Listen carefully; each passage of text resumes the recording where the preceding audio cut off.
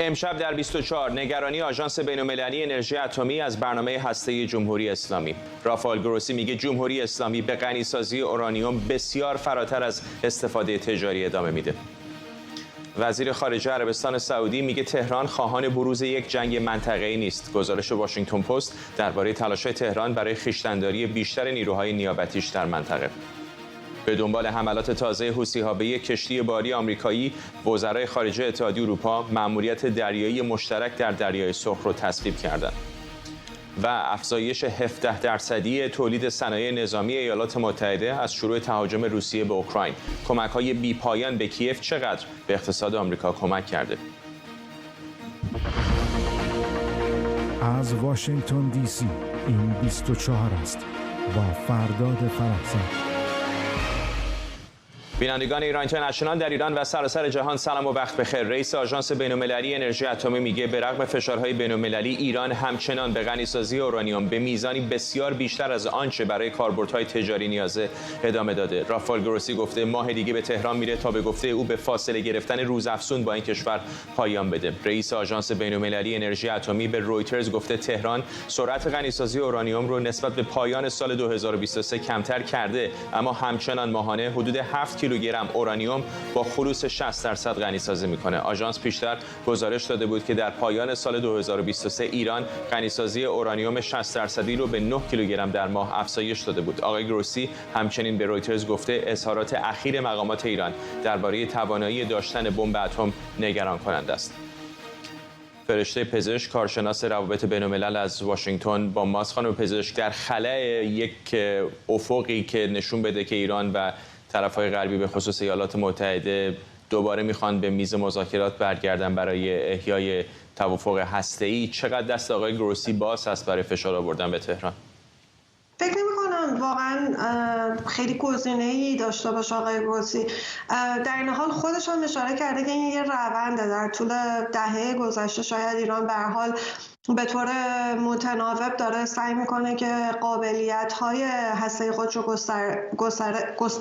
گسترش بده و از طرف دیگه خب غرب هم خیلی نتونسته راهکارهایی پیدا بکنه برای اینکه فشار بگذاره روی ایران. بعد از اینکه برجام از هم پاشید عملاً به نظر میاد طرفین خیلی راه حل مناسبی پیدا نکردن که بتونن به اندازه کافی هم انگیزه ایجاد بکنن، هم هشدار و خطر ایجاد بکنن که ایران حاضر باشه به مذاکرات جدیدی برگرده. و خب میدونیم مسئله جنگ روسیه این وسط شرایط جدیدی رو ایجاد کرده، اختلافات آمریکا و چین این وسط شرایط جدیدی رو ایجاد کرده که نمیشه فشار جدی روی ایران گذاشت و یا انگیزه جدی براش ایجاد کرد. و اینکه به همینم شما اگر ببینید هر سری نزدیک به گزارش آژانس که میشه یه مقدار این خبرها شدت میگیره، یه سری رفت و آمدهای صورت میگیره، ایران یک سری قولهایی میده، غرب شاید یک سری تهدیدهایی بکنه، ولی در نهایت روز همون بعد از اون دوباره باز برمیگردیم و همون شرایط رو روز از نو و روزی از نو. چقدر فکر میکنید که آژانس به واسطه سفر آقای گروسی که گفته ماه دیگه به تهران میره میتونه امیدوار باشه که حداقل مکانیزم‌های نظارتیش رو یک کم تقویت بکنه در ایران؟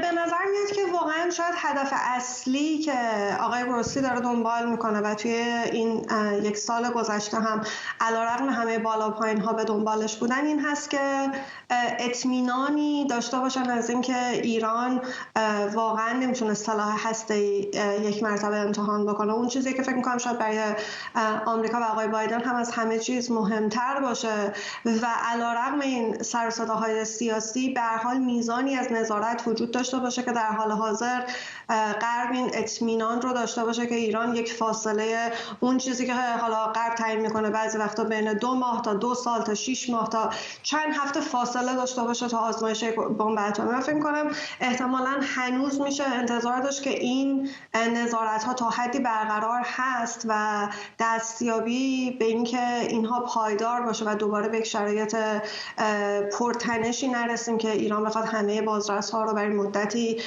لااقل از ایران بیرون بکنه، دسترسی ها رو از بین ببره. اون دوربین هایی که الان به هر حال دوباره نصب شدن، فیلم هاشون ضبط میشه، در اختیار آژانس حالا با تأخیر قرار میگیره، اینها پابرجا بمونه، برای اینکه اون تنها روزنه که از یک درگیری نظامی میتونه جلوگیری بکنه و آقای بایدن رو در یک آستانه قرار نمیده که ناچار باشه جلوگیری بکنه از یک ایران هسته‌ای. چون میدونیم در سال انتخابات یک همچین اتفاقی در آمریکا یک بمب خبری خواهد بود که و تمام میراث آقای بایدن رو هم با مشکل مواجه میکنه. بنابراین من فکر می‌کنم شاید یکی از مهمترین دلایل سفر آقای گروسی به ایران باشه. ممنونم از شما. فرشته پزشک، کارشناس روابط بین‌الملل از همینجا در واشنگتن با ما. وزیر خارجه عربستان سعودی گفته ریاض نگران بروز یک جنگ منطقه‌ای، هرچند که معتقد تهران خواهان افزایش تنش‌ها است. فیصل بن فرهان در مصاحبه با فرانس 24 گفته عربستان نگران با طولانی شدن جنگ در غزه خطر اشتباهات محاسباتی برای تشدید جنگ بیشتر بشه. در همین حال واشنگتن پست میگه جمهوری اسلامی با وجود اشتیاقش به اخلال در منافع آمریکا و اسرائیل نگران رویارویی مستقیم با واشنگتن و از گروه‌های نیابتیش خواسته در برابر نیروهای آمریکایی خویشتن‌داری کنند. این روزنامه به نقل از منابع لبنانی و عراقی گفته تهران گرچه اعلام کرده آماده پاسخگویی به هر تهدید نظامیه، اما در پشت پرده خواهان رفتاری محتاطانه است. همکارم مرضی حسینی اینجا در استودیو با ماست. بیشتر به ما بگو که این گزارش چه میگه و چه نشانه‌هایی وجود داره که ایران واقعا از نیروهای نیابتیش خواسته که درگیر نکنن خودشونو با آمریکایی‌ها. گزارش واشنگتن پست فرداد بیش از هر چی فکر می‌کنم به وضوح حاکی از یک تناقض گسترده در سیاست‌های اعلامی جمهوری اسلامی و سیاست‌های اعمالی اونها آنچه خارج از، یعنی در پشت تریبون‌ها و پشت دوربین‌ها اعمال می‌کنن. گفته شده اگرچه مقامات جمهوری اسلامی به کرات اعلام کردن آمادگی هر گونه حمله را در مقابل دولت آمریکا دارن، اما در عمل اونها در حال لابی‌های گسترده‌ای به نفع آمریکا و بر خواسته آمریکا و بر توقف حملات علیه آمریکا در کشورهای عراق و سوریه هستند. استدلال این گزارش این هست، ضمن اینکه با شماری از مقامات در هر سه کشور گفتگو کرده، استدلالش این هست که مشخصاً تا روز شنبه اگر حساب کنیم 13 روز است که هیچ حمله‌ای به مواضع آمریکا در عراق و سوریه صورت نگرفته و اگه به خاطر داشته باشیم مشخصاً کتایب حزب الله اعلام کرد که تمامی حملاتش را علیه آمریکا به حالت تعلیق در میاره و حتی در پاسخ به کشته شدن ابوباقر الساعدی، فرمانده ارشد این گروه که در حملات هوایی آمریکا کشته شد، هم هیچ واکنشی نشان نداد. این رو بگذاریم در کنار گزارش رویترز که قبل از این منتشر کرده بود. رویترز گزارش داده بود که سفر اسماعیل قائانی به بغداد بود که باعث شد حملات علیه مواضع آمریکا در منطقه متوقف بشه و در همون زمان اگر به خاطر داشته باشیم باز هم العربیه بود که گزارش داد که در واقع پیام واشنگتن از طریق کشورهای سوئیس و از طریق کشورهای قطر به تهران ابلاغ شده که اگر فعالیت‌های خودشون رو در منطقه متوقف نکنن و کنترل نکنن، بایدن مستقیما تهران رو هدف قرار خواهد داد. در راستای همه اینها گفته شده که این تمام این انتقال پیام‌ها به تهران باعث شده که حالا تهران یک تغییر استراتژی داده، از حالت حمله به حالت دیپلماسی روی آورده و در طول هفته‌های گذشته مشخصاً فرستادگان رو به کشورهای عراق، سوریه و بغداد ارسال کرده و پیام این افراد به در واقع افراد در کشورهای مختلف مشخصاً در دو بحث استوار بوده. اول اینکه گفته شده مقام‌های جمهوری اسلامی از مقامات این سه کشور خواستن که بخش سومی کی بود گفتی؟ عراق، سوریه و لبنان. گفته شده مشخصاً در هر کدوم از این کشورها رویه‌های متفاوتی در خصوص چگونگی مذاکره و دیپلماسی وجود داشته. مشخصاً در خصوص لبنان گفته شده دستاوردهای لبنان در این حملات بسیار توسط جمهوری اسلامی تجلیل شده، اما استدلال جمهوری اسلامی این بوده که وضعیت غزه رو عین کلمه دستاورد استفاده شده در این گزارش، که وضعیت فعلی در غزه از نظر مقامات جمهوری اسلامی یک دستاورد محسوب میشه و نباید این دستاورد تبدیل به چالش بشه و در صورت تداوم حملات به مواضع آمریکا این دستاورد از بین خواهد رفت. مشخصاً در خصوص عراق گفته شده استدلال متفاوتی رو تهران حمل می‌کرده و اون هم این بوده که تداوم این حملات احتمالاً منجر به این خواهد شد که روند گفتگوها و مذاکرات خروج سربازان آمریکایی از عراق متزلزل بشه به نوعی و در واقع این مسئله روی اون تاثیرگذار باشه و البته گفته شده مقامات عراقی علاقه چندانی به این کار نداشتن، به اینکه این درخواست تهران رو بپذیرن. مقامات عراقی نه، مقامات کتایب حزب الله، اما به دلیل وابستگی که به تهران دارن در این راستا موافقت کردن. و در بخش دیگه‌ای در کنار این گزارش واشنگتن پست، تناقض دیگه‌ای که همین امروز در مطبوعات آمریکا در اظهارات مقامات جمهوری اسلامی به اون اشاره شده رو هم اگه اجازه بدید بهش اشاره کنم و اون هم گزارش نیویورک تایمز هست که اشاره کرده به رغم اینکه مقامات ایران مشخصاً ایروانی در سازمان ملل متحد در مصاحبه اعلام کرد که در آخرین حمله به سوریه هیچ کدام از افراد وابسته به جمهوری اسلامی در این حملات آسیب ندیدن، نیویورک تایمز به استناد به شواهد محلی گزارش‌هایی رو به دست آورده که مشخصاً حداقل 12 جنازه افراد فاطمیان بدون سر و صدا در طول همین 2 هفته گذشته تحویل خانواده‌های اونها شده و در واقع این استدلال ایروانی رو نقض کرده و گفته شده حتی به استناد صحبت‌های پاتریک رایدر سخنگوی پنتاگون گفته میشه حداقل 40 تن در آخرین حملات آمریکا به سوریه افراد متعلق به گروه‌های مورد حمایت جمهوری اسلامی ایران، حتی فاطمیان و افرادی که از داخل ایران پشتیبانی میشن هم آسیب دیدن و کشته شدن. ممنونم از تو مرضیه حسینی، همکارم اینجا در استودیو با ما. همطور که مرضی هم به درستی اشاره کرد، موضوع زوایای مختلفی داره. شاید 2 تا از مهمترین هاش این باشه که ایران از یک طرف گمان میکنه که دستاوردهای زیادی در زمینه موقعیت غزه داشته و همینطور در عراق هم نگران مذاکرات ایالات متحده است با دولت این کشور برای خروج نیروهای آمریکایی، نمیخواد مخل اون بشه. شکریا برادوس، پژوهشگر امنیت بین‌الملل و سیاست خارجی از دانشگاه ویرجینیا تک از واشنگتن دی سی با ماست. خانم برادوس، چقدر فکر میکنید که به خصوص بعد از حملات آمریکایی ها به مواضع گروه‌های نیابتی ایران الان 2 طرف به یک موقعیت معلقی رسیدن که شاید به شکلی به نفع هر 2 طرف است؟ ببینید، به نظر من تو تمام گزارش‌هایی که شنیدیم چیزی که نمی‌بینیم و به نظر من این بحث مهمی هست، خود گروه‌های شبه نظامی هستن، روابطشون با جمهوری اسلامیه. وقتی که قبل اینکه قاآنی به بغداد برسه بعد از حملات آمریکا و کشته شدن بعضی از فرماندهان شبه نظامیان، چیزی که منابع موثقی در خود بغداد به من گفتن که تمام این رهبران این گروه‌های میلیشیایی اصلا کلاً می‌ترسن که حتی در روز روشن در بغداد بخوان از یک جای به یک جای دیگه برن. یعنی این بین مقامات سیاسی بلندپایه شبه نظامیان وجود داره، ترس از کشته شدن از طرف آمریکا وجود داره و از یه طرف هم بحثی هم که هست اینه که خب با اینکه این افراد و عراقی‌ها دارن قربانی میدن و میجنگن علیه آمریکا و با دستور تهران، جمهوری اسلامی آماده نبوده ازشون دفاع کنه. یعنی این اختلافاتی که برای عراق باید جنگی، نه برای فرمان جمهوری اسلامی و بین کادرهای پایین این گروه‌های میلیشیایی هم داره بحث در مورد این وجود داره. این باعث شده که به نظر من یکی از موضوعاتی هست که الان ما حملات به پایگاه آمریکایی رو کمتر می‌بینیم، موضوعی که کمتر در موردش بحث شده در همین راپورت واشنگتن پست و بقیه راپورت‌ها. در مورد حتی حزب الله هم چیزی که لبنانی‌ها میگن، ما وارد جنگ اسرائیل و ایران نمیشیم. یعنی تا این مرحله وارد شده چنین بحث‌هایی و جمهوری اسلامی الان در مورد اینکه خب اگر این موضوع رو یکی از جنبه‌های این بحث در نظر بگیریم، جنبه دیگر این بحث اینه که خب جمهوری اسلامی با تمام فعالیتایی که شبه نظامیان به اسم جمهوری اسلامی تمام کردن، در حالی که میدونیم روسیه هم داره استفاده خودش رو میبره در چنین بحثایی، جمهوری اسلامی به کدومی از اهداف خودش در منطقه رسیده؟ هدفی که خارج کردن نیروهای آمریکایی از منطقه باشه، اگه هدفش بوده که میبینیم نیروهای آمریکایی بیشتر هم شدن کمتر نشدن.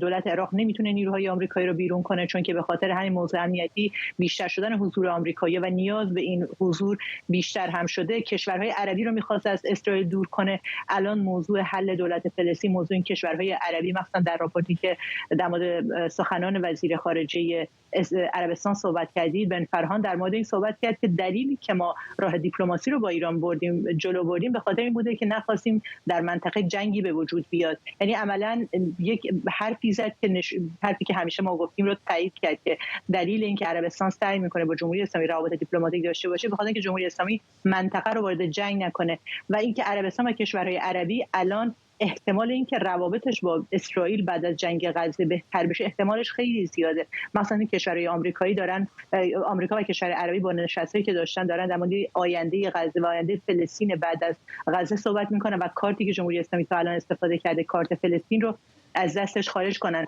و مورد آخر، مورد مهم اینه که خب وقتی که حماس، گروهی که جمهوری اسلامی ساپورت کرده و چنین حمله 7 اکتبر رو انجام داره به پایان خودش میرسه، این برای باقی گروه‌ها در منطقه زنگ خطری است که اگر وارد درگیری بشن جمهوری اسلامی پشت خواهد کرد و سعی خواهد کرد که این گروه‌ها جلوی حمله به جمهوری اسلامی و ایران رو بگیرن و اینجاست که حاضر نیستن چنین قربانی بدن.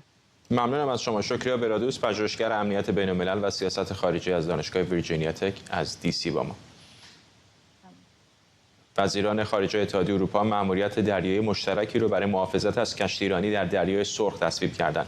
رئیس کمیسیون اروپا میگه 4 کشتی از فرانسه، آلمان، ایتالیا و بلژیک طی چند هفته آینده مأموریتشون رو در دریای سرخ شروع میکنن. این تصمیم ساعاتی بعد از اونه که حوثی‌ها گفتن با موشک یک پهپاد آمریکایی رو هدف قرار دادن و به یک کشتی بریتانیایی به شدت آسیب زدن. شرکت امنیت دریایی بریتانیا هم اعلام کرده دوشنبه به یک کشتی باری که به مالکیت ایالات متحده و با پرچم یونان در حرکت بود حمله موشکی شده و درخواست کمک نظامی کرده. پیشتر هم ستاد فرماندهی مرکزی ایالات متحده آمریکا در بیانیه‌ای از 5 حمله موفق علیه حوثی‌های مورد حمایت ایران خبر داد. بیانیه سنتکام میگه از زمان آغاز حملات حوثی‌ها از حدود 4 ماه پیش این اولین باره که حوثی‌ها از شناور زیرآبی بدون سرنشین استفاده کردند. سخنگوی نظامی حوثی‌های یمن میگه در حمله امروزشون کشتی بریتانیایی خسارت قابل توجهی دیده و خطر غرق شدنش هم وجود داره. نتایج عملیات به شهر زیر بوده. کشتی به شدت آسیب دید که منجر به توقف کامل آن شد. با توجه به خسارات قابل توجهی به این کشتی، خطر غرق شدنش در خلیج عدن وجود دارد.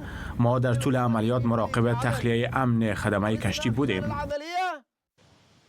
کامران متین، استاد روابط بین‌الملل در دانشگاه ساسکس از برایتون. با مسابقه متین، اگر ارتش ایالات متحده، بزرگترین قوی‌ترین ارتش دنیا، نتونسته تا این لحظه کامل جلوی حوثی‌ها رو بگیره، چه تضمینی وجود داره که با ورود اروپایی‌ها اونها بتونن تغییری در شرایط ایجاد کنن؟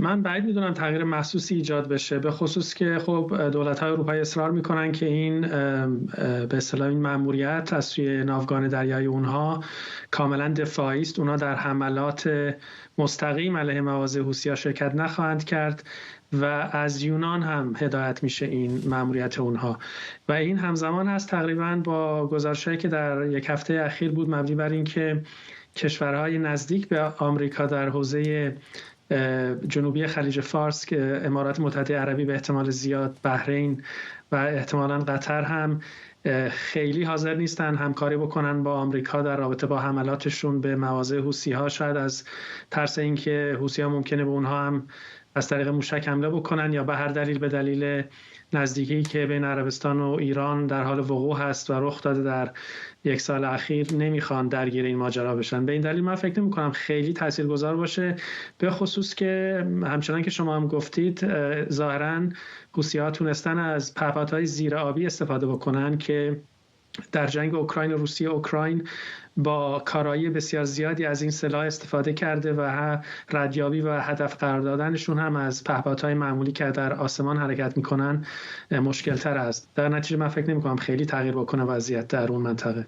با توجه به اینکه بعضی از این کشتی‌هایی که حوثی‌ها دارن حمله میکنن بهشون در مواردی حتی کشتی‌های نظامی هستن، هرچند موفق نمیشن و این کشتی‌ها متعلق به اعضای ناتو هست، چقدر فکر میکنید که ممکنه در یک مقطعی اگر این کشتی‌ها واقعا موفقیت آمیز مورد هدف قرار بگیرن ناتو وارد عمل بشه؟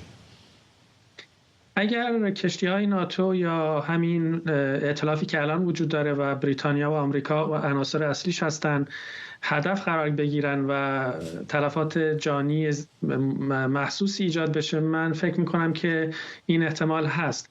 ولی در مجموع میزان و ابعاد دخالت ناتو و خود حتی ایالات متحده به اصطلاح تابعی هست از ملاحظات استراتژیک‌تر آمریکا در منطقه و خیلی موازی روش برخورد آمریکا با جمهوری اسلامی هست. در همین آیتم قبلیتون خب اشاره می‌کردید به اینکه چطور جمهوری اسلامی حملاتش رو در عراق و سوریه کم کرده به دلایلی که ذکر شد، ولی همزمان ما می‌بینیم که حملات حوثی‌ها افزایش پیدا می‌کنه. یعنی جمهوری اسلامی در یک عرصه ظاهراً به اصطلاح کوتاه میاد یا عقب نشینی میکنه، ولی در یک جای دیگه خب حملات حتی بیشتر شده و به اصطلاح از تکنولوژی‌های جدیدتری استفاده میشه. من فکر نمی‌کنم مادامی که سیاست آمریکا این هست که مستقیما درگیر نشه با جمهوری اسلامی، نوع برخورد با حوثی‌ها هم از همینی که هست فراتر بره، یعنی حمله به مناطقی که میدونن و میبینن که از اون حمله انجام میشه و همچنین دفاع از کشتی‌هایی که بالاخره مورد حمله قرار میگیرن از سوی حوثی‌ها. ممنونم از شما. کامران متین، استاد روابط بین‌الملل در دانشگاه ساسکس از برایتون. شماری از کارشناسان سازمان ملل میگن بر اساس شواهدی معتبر در جریان جنگ اسرائیل و حماس موارد قابل ملاحظه‌ای از نقض جدی حقوق بشر، تجاوز به زنان فلسطینی یا اعدام خودسرانه اونها از جمله کودکان وجود داره. بنا به این گزارش شماری از این زنان یا در حال فرار بودند یا حتی برخی از اونها پارچه‌های سفید در دست داشتند. بنا به این گزارش شماری از زنان آواره هم به شدت مورد ضرب و شتم قرار گرفته و یا با رفتارهای غیر انسانی و تحقیرآمیز مواجه شده و از غذا و دارو محروم شدند. گزارش شده دست کم 2 مورد زن فلسطینی اسیر مورد تجاوز جنسی قرار گرفته و موارد متعددی از انتشار تصاویر تحقیرآمیز اسرای فلسطینی توسط اعضای ارتش اسرائیل در فضای مجازی گزارش شده. همکارم مریم رحمتی از مقر سازمان ملل در نیویورک با ماست با جزئیات بیشتر در مورد این گزارش. مریم. فرداد، این بیانیه کارشناسان سازمان ملل یکی از مهمترین بیانیه‌ها در مورد وضعیت زنان و دختران فلسطینی هستش که منتشر شده، اون هم از زمان آغاز جنگ. کارشناس مستقل که بخشی از مکانیزم حقیقتیاب و یا نظارت سازمان ملل در شورای حقوق بشر هستند، روز دوشنبه گزارش‌های تجاوز و خشونت‌های جنسی به زنان و دختران فلسطینی که در بازداشتگاه اسرائیل به سر میبرند رو محکوم کردند. کارشناسان سازمان ملل خواستار تحقیقات مستقل در مورد این اتهامات شدند که به گفته اونها بر اساس قوانین کیفری بین‌المللی جرایم جنگی به حساب میاد و اسرائیل میتونه بر اساس اساسنامه روم مورد تعقیب قرار بگیره. اما در مورد جزئیات این اتهامات باید بگم که در این بیانیه کارشناسان گفتن که زندانیان زن فلسطینی در معرض چند مورد یا شکل تجاوز جنسی قرار گرفتند. حداقل 2 زندانی زن فلسطینی مورد تجاوز جنسی قرار گرفتند و بعضی از زنان هم به تجاوز جنسی و خشونت جنسی تهدید شدند. کارشناسان سازمان ملل میگن این زنان فلسطینی در چند مورد مجبور به برهنه شدن و یا تفتیش توسط افسران ارتش اسرائیل شدند. در مواردی هم اعضای ارتش اسرائیل از زندانیان زن در شرایط تحقیرآمیز عکس گرفتن و این عکس ها رو در فضای مجازی همونطور که تو گفتی منتشر کردن. اما این گزارش کارشناسان سازمان ملل به وضعیت زنان فلسطینی در زندان‌های اسرائیل خلاصه نمیشه. سازمان حقوق بشر سازمان ملل گزارش‌ها و شواهدی رو دریافت کرده مبنی بر هدفگیری عمدی و کشتار غیرقانونی زنان و کودکان فلسطینی، اون هم در شرایطی که این زنان و کودکان در حال فرار و در حال پیدا کردن جایی برای پناهندگی بودند. به گفته کارشناسان این زنان و کودکان در حالی که پارچه‌های سفید در دست داشتن توسط ارتش اسرائیل یا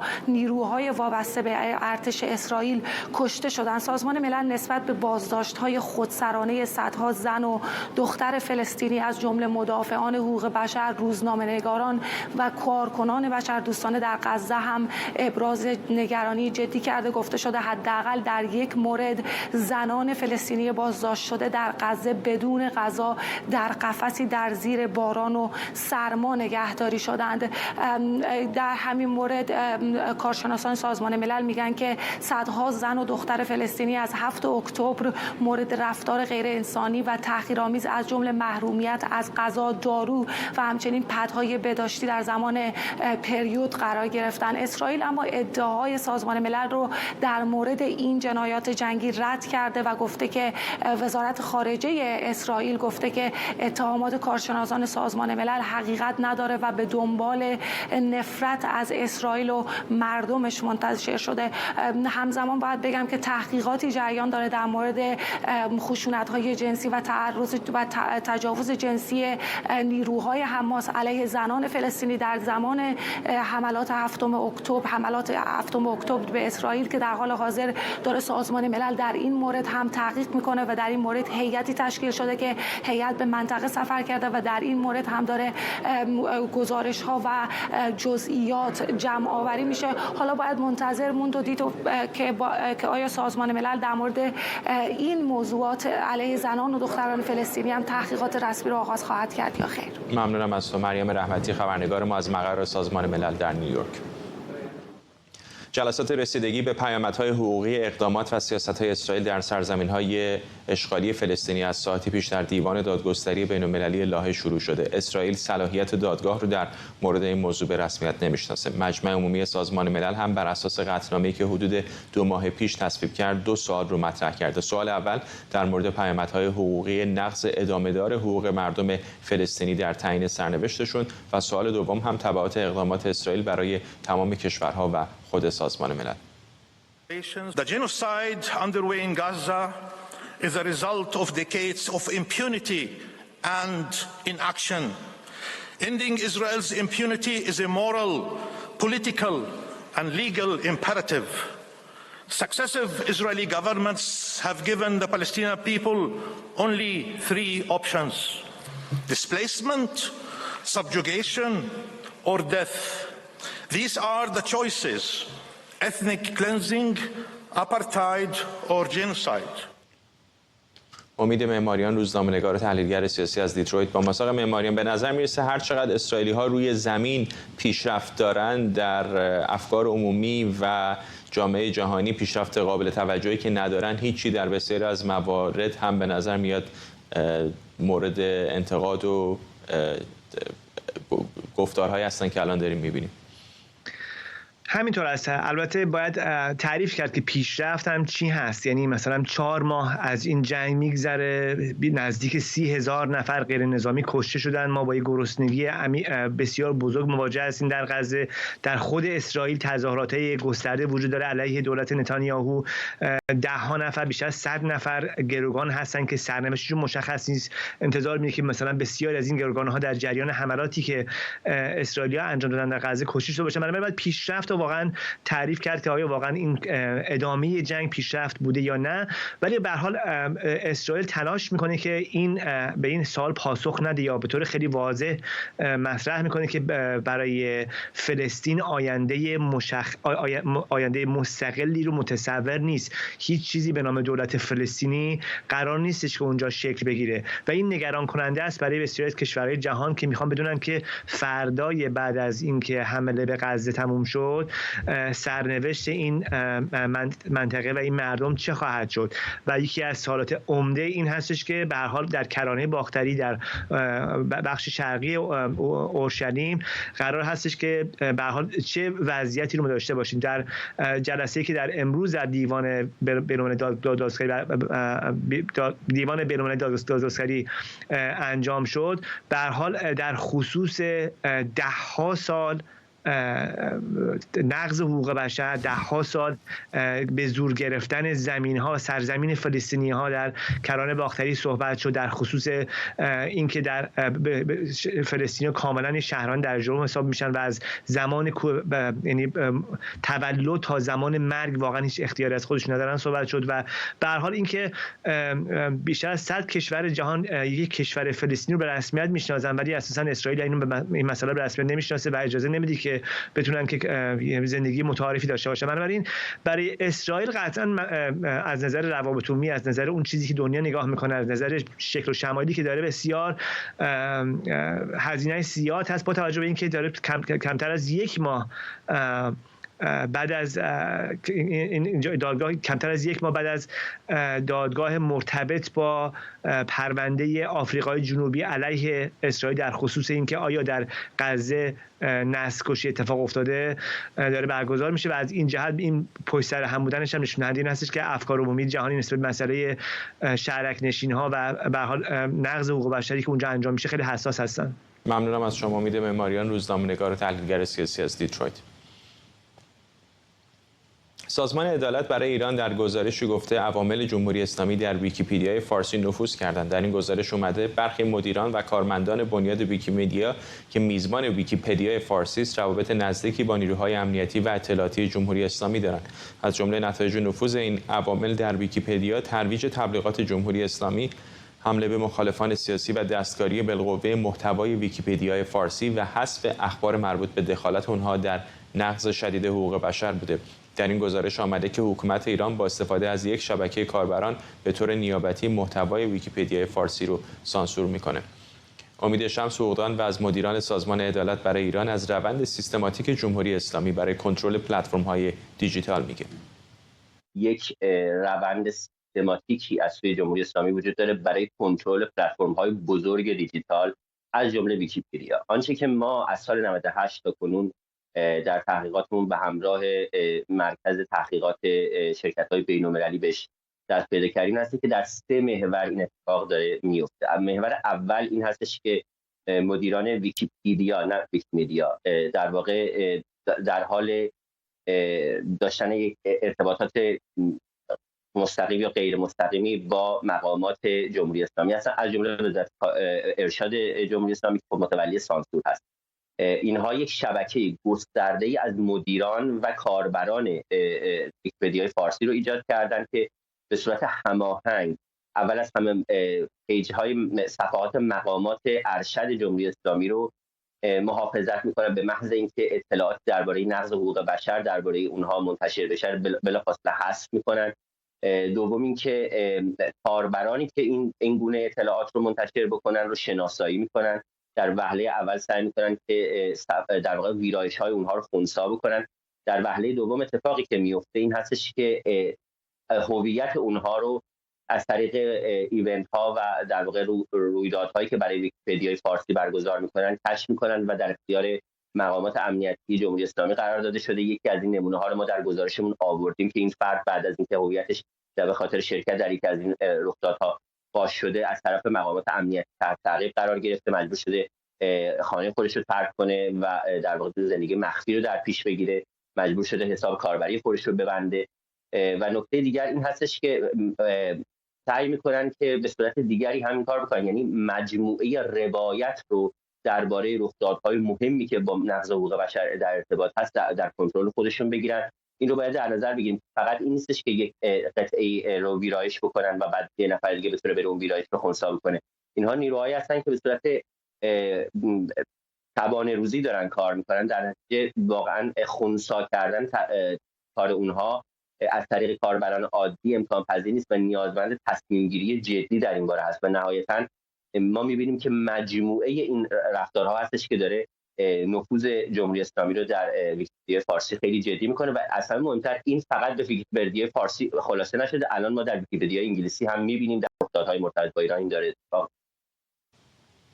نشست 2 روزه نمایندگان ویژه کشورها در امور افغانستان به میزبانی سازمان ملل در دوحه قطر پایان پیدا کرد. این نشست به هدف گفتگو در مورد تعیین یک نماینده ویژه از سوی سازمان ملل برای تعامل جهان با طالبان، نقشه راه سیاسی برای تشکیل حکومت فراگیر و بحث در مورد سیاست‌های ضد حقوق بشری طالبان با اشتراک نمایندگانی از جامعه مدنی افغانستان برگزار شد. طالبان از اشتراک در این نشست خودداری کرده و شرکتشون رو مشروط به دعوت نشدن نمایندگان جامعه مدنی کرده بود. دبیرکل سازمان ملل گفته عدم شرکت نمایندگان آسیبی به این نشست نزده و گفتگوها به گفته او بسیار مؤثر بوده.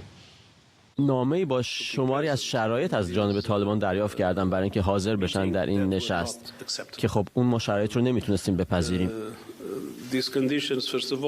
این شرایط در وهله اول از ما به عنوان مثال حق گفتگو کردن با دیگر نمایندگان جامعه افغانستان رو دریغ می‌کردند و بعد از ما طلب می‌کردند که می‌خواستند که رفتاری با اونها داشته باشیم که به اعتقاد من تا حد زیادی اون جور رفتاری که از ما طلب می‌کردن مصداق به رسمیت شناختن میتونست تلقی بشه. همکارم ادریس جویا از محل برگزاری نشست در دوحه گزارش میده. 2 روز نفسگیر در هتل پشت سر من در پایتخت قطر در دوحه با موضوع افغانستان سپری شد.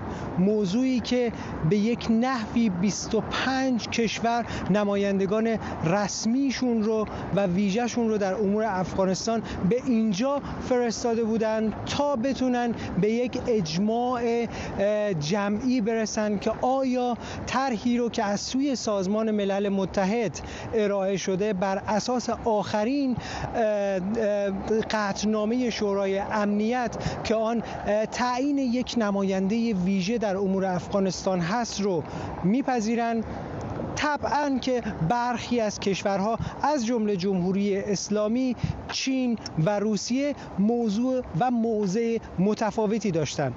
آنها شرط پذیرفتن نماینده ویژه از سوی سازمان ملل رو منوط بر قبول کردن گروه طالبان دونستن که اگر طالبان این نماینده رو بپذیره ما هم میپذیریم. در غیر این صورت امکان این میره که یک هماهنگ کننده از سوی سازمان ملل برای افغانستان تعیین بشه. موضوع دیگری که در این نشست حائز اهمیت بود این که گروه طالبان 2 شرط برای اشتراک در این کنفرانس داشتن. شرط اول دیدار با دبیر کل سازمان ملل آقای گوترش و شرط دوم به رسمیت شناختن آنها فقط به عنوان تنها نماینده افغانستان. هر 2 شرطشون از سوی آقای گوترش غیر قابل قبول توصیف شد و در نهایت گروه طالبان هم به این نشست اشتراک نداشتند. برخی از کارشناسان فکر می‌کردند که عدم حضور طالبان بتونه نشست رو روندش رو کند بکنه و یا هم با شکست روبرو بکنه. آنطوری که آقای گوترش در نشست خبری که امروز در واقع در روز پایانی این نشست داشت، این روند و این کنفرانس رو بدون حضور طالبان مفید ارزیابی کرد و به یک اجماع جمعی نسبی اشاره کرد. آن چیزی که ما شاهدش هستیم این هست که موضوع افغانستان، وضعیت زنان، حقوق بشر به نقل از سازمان ملل بدتر شده و بهتر نشده. باید دید که آقای گوترش در گزارشش برای شورای امنیت چه موضوعی رو از این نشست ارائه میکنه. آنچه که مهم هست، نشست دوحه یکی از مهمترین کنفرانس ها و نشست هایی برای افغانستان بود که یک بار دیگر موضوع افغانستان رو بر میز سازمان ملل و کشورهای جهان قرار داد. ادریس جویا، دوحه. واشنگتن پست میگه در حالی که طالبان به تغییر شهر کابل در افغانستان ادامه میدن، عده‌ای باور دارن زندگی در این شهر باعث شده خود اعضای طالبان شروع به بازنگری در سبک زندگیشون کنن. این گزارش میگه بعضی از نیروهای طالبان در تعطیلات آخر هفته به پارک یا باغ وحش میرن یا مسابقات کریکت رو در فضای باز تماشا میکنن. اونها عکسایی از خودشون رو در فیسبوک منتشر میکنن یا کتاب‌های خودشناسی میخونن. واشنگتن پست نوشته اونها در کلاس‌های آموزش زبان انگلیسی ثبت نام کردن و مشتاق تحصیل در خارج از کشورن. این گزارش میگه اما با این وجود هیچ نشانه‌ای وجود نداره که این تغییرات منجر به نرم شدن سیاست‌های سرکوبگرانه طالبان به خصوص درباره حقوق زنان شده باشه. همکارم رازی دانش اینجا در استودیو با ماست. میدونم که بالاخره با دوستان احتمالاً در کابل در تماس هستید. چقدر این گزارش واقعا منعکس کننده واقعیت روی زمین هست؟ خب اگه فقط تو یه جمله بخوام جواب تو بدم باید بگم شاید 0%. یعنی اصلاً تغییری مشاهده نشده. اما اگه به خود گزارش بخوایم بپردازیم، اینی که مصاحبه انجام دادن با یک عده قلیلی از نیروهای طالبان در شهر کابل که حتی نمیتونیم بگیم موش نمونه خرواره، چون ما قبلا سابقه این رو داشتیم در آتشبسی که در سال 2018 در عید رمضان انجام شده بود، آتشبس 3 روزه. بعضی نیروهای طالبان اومدن داخل شهر کابل سلفی گرفتن. یکی از سلفی‌های مشهوری که یکی از زنان فعال حقوق بشر زنان آمد با اعضای طالبان سلفی گرفت و گفت صلح بدون زنان امکان نداره. بعد از انتشار این عکس‌ها خود طالبان جلساتی برگزار کردن و گفتن این اعضا که خارج از نرم‌های ما رفتار کردن باید مجازات بشن. پس اونا نمیخوان که اعضاشون درگیر مناسبات زندگی شهری بشن یا خودشون رو مشابه افرادی بکنن، مشابه شهری بکنن که اون رو سر تا پا نادرست میدونن و میخوان تماما از همه مظاهر زندگی غربی پاک بکنن. در سطح رهبری میفهمم که طبیعتا مخالف این هستن، ولی بالاخره در حد نیروهای پایینتر چقدر تحت تاثیر این فضای شهری کابل ممکنه قرار گرفته باشه؟ من به یاد دارم همون اوایلی که جمهوریت سقوط کرد و به سری از طالبان اومدن، مثلا تصاویری منتشر میشد، فرض کن همین صندلی‌های چرخدار که چقدر براشون هیجان انگیز بود و سوارش میشدن. میشه حدس زد که بالاخره بخشی از اونها که سالها در نقاط دور افتاده جنگ میکردن آمدن و بالاخره باغ وحش میبینن، پارک میبینن، امکانات شهری میبینن، تا اندازه ممکنه متاثر بشن. نه ببین بازم من میخوام اینو اشاره بکنم به تاریخچه‌ای که ما قبلا داشتیم. خب این طالبان بار اولی درسته ممکنه به شکل رسمی اولین باریه که دوباره بعد از اون سقوط اول نظام در افغانستان وارد کابل شدن، اما قبلتر هم ما نیروهایی رو داشتیم از شهرهای دیگه، مثلا از ولایت میدان وردک می آمدن داخل کابل، وارد دانشگاه می شدن، ولی بعد از یک مدت اینا خسته شدن، برگشتن، دوباره به نیروهای خودشون بازگشتن، حملات انتحاری انجام دادن، کشته شدن، چون این شهر رو و این زندگی رو و این مردم رو نادرست و یا شاید نامقدس میدونن. طوری که این گزارش هم میگه که با بعضی از افرادی که مصاحبه کرده در عین حال که گفتن ما علاقمند مثلا اینترنت پرسرعت هستیم، ما علاقمند سریال های ترکی و سریال های کره ای هستیم، ولی با وجود این زندگی در قریه و زندگی در حومه شهر برای ما یک چیز دیگه ای بود.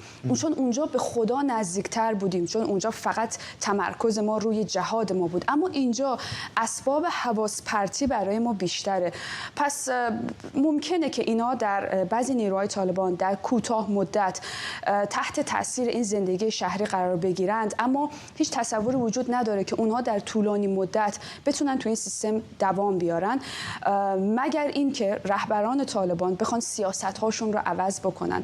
کما اینکه ما این تغییر رو اصلا نمی‌بینیم. وقتی طالبان وارد حوزه زندگی شخصی آدم‌ها شدن، مثلا در شهر مزار شریف بین خونه‌ها فرم پخش کردن و گفتن بر علاوه تعداد اعضای خانواده بگین عضویت کدام حزب رو دارین، عضویت چه گروه اجتماعی رو دارین، اگر به مهمانی میرین، جایی میرین، قبل از قبل باید به وکیل گذر یا وکیل منطقه باید شما خبر بدین. یعنی وقتی اینقدر وارد ساحه زندگی خصوصی مردم شدن، پس مسلماً یک سازوکاری هم خواهند داشت برای نیروهای خودشون، به خاطر اینکه تحت تاثیر این زندگی شهری قرار نگیرن و اون قوه اعمال خشونتشون رو یا اون قوه سرکوبگرایانه‌شون رو از دست ندن، به خاطر که این تنها چیزیه که بالاخره طالبان در مقابل جامعه مدنی و در مقابل مردم در دست دارن. به خاطر همین هم هست شاید این که اونا در این نشست دوحه حاضر نشدن شرکت بکنن، چون اگه میومدن با وجود همه این سازوکار نظامی که دارن، با وجود ادعایی که میکنن، نمیتونستن در مقابل 5 عضو جامعه مدنی یا در مقابل مثلا سازمان ملل نمیتونستن جوابگوی اعمالی باشند که دارن انجام میدن. این نمونه هایی هم که واشنگتن پست یاد کرده با مصاحبه با چند نفر معدود افرادی هست که میگم حتی در گفته های همینا هم یه جورایی خاطراتی که اونها داشتن در اون مدارس مذهبی واقعا هنوز در ته ذهن اونها هست و ممکنه به زودی اونها رو دوباره برگردونه به این سمت. کما اینکه ممکنه دستورالعمل‌های خیلی جدی‌تری هم همونطور که ما قبلا دیدیم از طرف رهبران طالبان دوباره صادر بشه و اینا رو محدود بکنه به اون چارچوبی که داشتن. ولی این تفاوت‌ها و پیشرفت‌هایی اگر بخوایم اسم ببریم که در 20 سال نبود طالبان هم پیش آمد، در حدود 20 سال از 2001 به این سمت، اینقدر زیاد بوده که اونها رو هم به گمانم متأثر کرده. نه یعنی اون موقعی که طالبان در قدرت بود به یاد داریم مثلا تلویزیون رو میشکستن یا اینترنت که دسترسی وجود نداشت، ولی بعد از جمهوریت وقتی به قدرت دوباره رسیدن با یک جامعه‌ای روبرو شدن که کاملا متحول شده، کم و بیش بالاخره دسترسی به اینترنت داره، رسانه‌های نسبتاً آزاد در اون موقع داشت، تلویزیون فراگیر شده، دیگه بازگردوندن این غول به داخل چراغ خیلی کار راحتی برای اونها نیست. ممکنه سخت باشه ولی خب ممکنه تک و توک از دستشون در بره، ممکنه بعضی از نیروهاشون دیگه حاضر نباشن برگردن، ولی اگر هم نخوان برگردن مسلماً با مجازات‌های سفت و سختی از طرف رهبرانشون مورد مجازات‌های خیلی سخت قرار می‌گیرن. مثلا در مورد بحث اینترنت خب الان تعداد خیلی زیادی از نیروهای طالبان یا هوادارانشون می‌بینیم که در توییتر فعال هستن،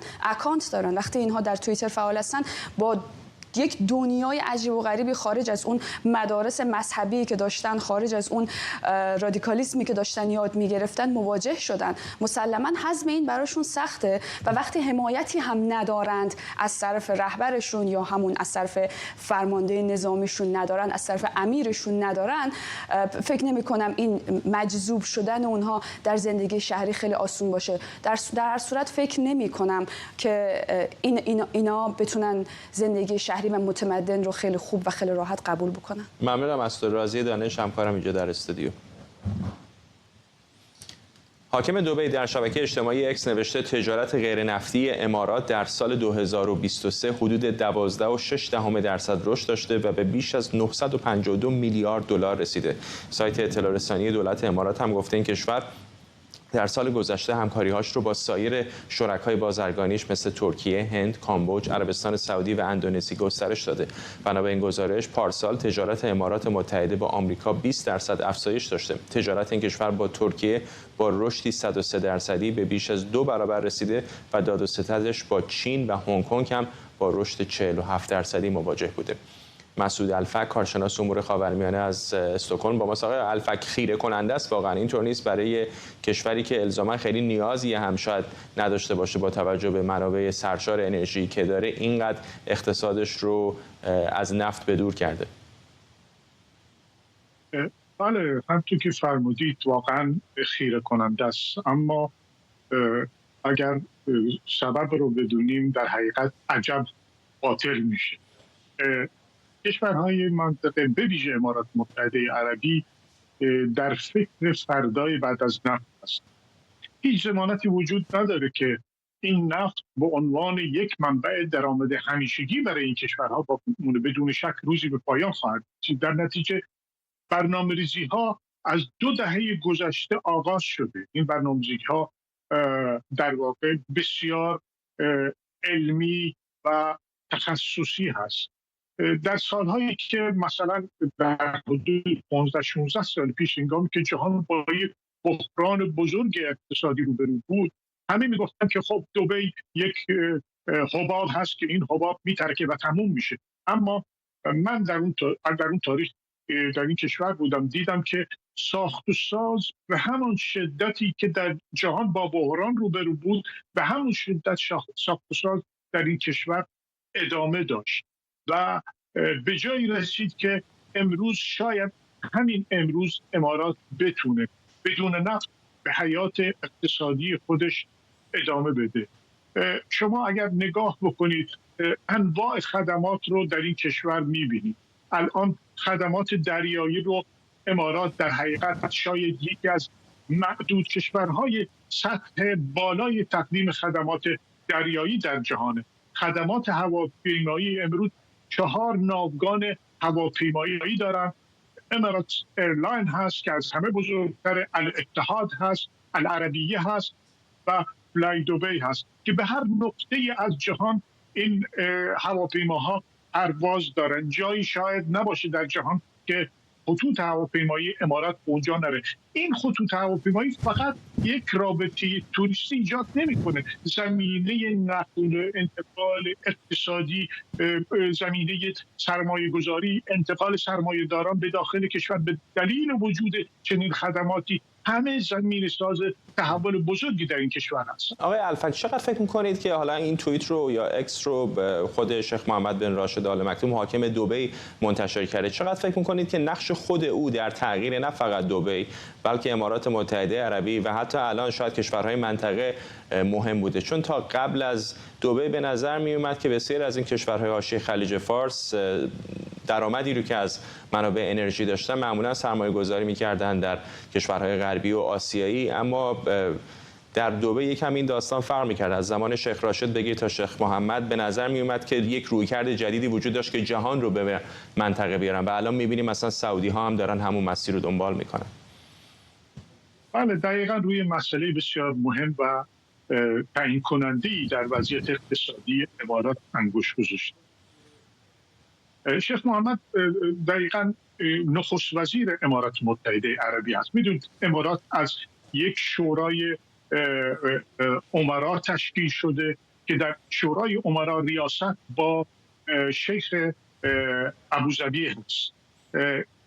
در این شورا همیشه نخست وزیری متعلق به دبی هست و شیخ محمد دونسته از این فرصت در درون مجموعه حاکمیت در داخل کشور امارات به خوبی استفاده بکنه و همکاری نزدیک میان امارات و ابوظبی در حقیقت پشتوانه چنین تحولی در درون این کشور هست.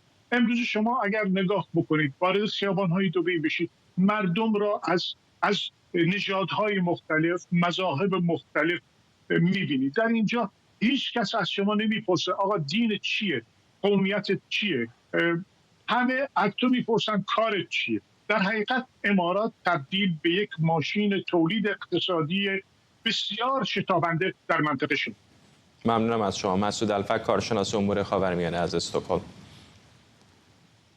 وال استریت ژورنال میگه از شروع جنگ اوکراین قراردادهای تسلیحاتی به همکاری اقتصادی بین صنعت دفاعی آمریکا و کشورهای اروپایی افزایش چشمگیری داشته و به اقتصاد آمریکا کمک کرده. بنا به این گزارش مقامات دولت بایدن میگن کمک به اوکراین با بازگشت سرمایه همراهه و از حدود 60 میلیارد دلار کمک اخیراً اختصاص یافته به اوکراین حدود 64% اون به آمریکا برمیگرده. وال استریت ژورنال میگه از زمان شروع تهاجم روسیه به اوکراین حدود 2 سال پیش میزان تولید صنعتی در بخش دفاع و فضای آمریکا 17.5% افزایش پیدا کرده. دولت‌های اروپایی خریدهای قابل توجهی از صنایع نظامی آمریکا داشتند و آمریکا حتی دلیل افزایش تقاضای اروپا بعد از قطع گاز روسیه به بزرگترین صادرکننده گاز طبیعی مایع جهان بدل شده. با این حال وال استریت ژورنال میگه کمک نظامی به اوکراین با اینکه منافع اقتصادی خاصی برای صنایعی به ویژه مثل صنایع دفاعی داره، اما تأثیر اون بر اشتغال و درآمد ملی کل کشور محدوده.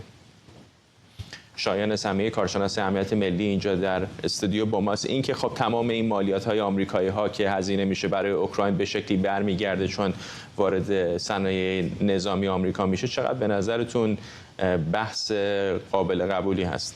با درود به شما و مردم عزیز ایران. ببینید این یک بحثی است که اول بایستی در نظر بگیریم کدوم قسمتش رو دولت میخواد به نفع خودش تمام بکنه. این که سرمایه گذاری در اشتغال امریکا اتفاق میفته، بله، ولی ما باید این رو در نظر داشته باشیم که همونجوری هم که شما فرمودید این 60 میلیارد دلاری که برای اوکراین اختصاص پیدا کرده 64%ش برمیگرده به داخل امریکا، ولی در چه مدت زمانی؟ اول از همه بایستی این بودجه اختصاص پیدا بکنه، این تسلیحات ساخته بشه، اینها فرستاده بشه و بعد پولش وقتی که آمد توی حسابها بعد تازه میشه جابجاییش انجام بشه. خیلی هم نگاه کینزیانی هستش دیگه. اینطور نیستش که دولت مداخله بکنه تصمیم بگیره چه کسی برنده بشه چه کسی بازنده. بالاخره این پول از هوا که نمیاد، از مالیات دهنده‌های آمریکایی میاد. یک نفر ممکنه در صنعت پزشکی و بقالی و نمیدونم رسانه داره کار میکنه، از اون مالیات میگیرید و بعد میدید به یک صنعت دیگر مثل صنایع نظامی. دقیقاً. و ضمناً ببینید مسئله اینجاست که این فروش تسلیحات همونجوری که شما هم در گزارش فرمودید، اروپایی ها بله خرید بسیار زیادی کردن، ولی اینها خرید نقدی نبوده، اینها قرارداده. این قراردادها میتونه فسخ بشه، میتونه تجدید بشه، میتونه عوض بشه. پس یعنی ببینید اون دیدگاهی که وجود داره، بله به اقتصاد کمک میکنه، بله در دراز مدت کمک میکنه، اما در کوتاه مدت این نمیتونه مسئله رو حل بکنه. چیزی که الان جمهوری خواهان در مجلس دارن اعلام میکنن، میگن ببین این مثل تقریبا همون داستان مهریه است در ایران که کی داده کی گرفته. حالا جمهوری خواهان هم میگن این پول رو کی داده کی گرفته، هنوز کشورهای خارجی نیامدن پولی به حساب ما بریزن. این از یک جهت. از جهت دوم باورها در بعضی مناطق بر این هست که روسیه سرانجام میتونه پیروز این جنگ باشه و به خاطر همون میگن این خرج هزینه کردن یعنی مالیات دهنده امریکایی رو بیشتر مغروض کردن. این رو نمیخوان انجام بدن. اما ما اگر بیایم مسئله رو بخوایم از یک دیدگاه دیگر هم نگاه بکنیم و اون این هست که دولت‌ها همیشه در امریکا میان مسئله استراتژی برتر برای امنیت ملی و تعهد اخلاقی رو مطرح میکنن. روی تعهد اخلاقی قیمت نمیشه گذاشت. این بحث واضح‌تری اینطور نیست. یعنی میخوام بگم که در واقع بازی با این داستان که این کمک‌هایی که داریم به اوکراین میکنیم برای اقتصاد ما خیلی خوب هست، خب اگر بعد یک جا نتایج به این ما رو برسونه که نه الزاماً هم اینطوری نیست، خب اون موقع بعد دولت چه چیزی برای دفاع داره. حالا بحث از این که منافع ارزش‌های آمریکا و ارزش‌های غربی و دموکراسی رو بعد ازش دفاع بکنیم، خب اون رو میشه سرش بحث کرد. ولی اگه این مباحثه اقتصادی رو بیارم میتونه خطرناک باشه. ببینید وارد کردن بحث اقتصادی فقط و فقط برای اینه که یک دلگرمی به مردم داده بشه که پایان شب سیاه سپید است. یعنی میخوان به مردم نشون بدن که این پولی که از شما و از بودجه امریکا داره تخصیص پیدا میکنه، این در دراز مدت میتونه کمک بکنه. همه اینها درسته، بله. مهمترینش هم این هست که در دراز مدت وقتی دست پوتین از رسیدن به سایر کشورهای اروپایی کوتاه بشه و این تعرض و کشورگشایی رو بتونن جلوش رو بگیرن، خب به بهبود وضعیت دنیا کمک کرده، در نهایت میتونه به بهبود وضعیت اقتصادی دنیا هم کمک بکنه. ولی اینها همه مستلزم زمان هست و نیازمند این هست که ما بیایم این رو واقع بینانه نگاه بکنیم.